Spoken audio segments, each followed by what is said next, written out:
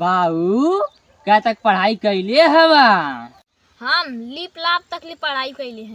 तो पढ़ाई अरे हमके समझा न आवत है तैं हमारा पूरा गेहुआ बेकार के चल यहाँ से निकल। बतावा वो तू क्या तक पढ़ाई कैले हवा? बीए पास करके आईटीआई करत हूँ। हाँ हाँ तुम्हारा पढ़ाई हमके समझ में मत तू हमारे गेहूँ काट ले बा।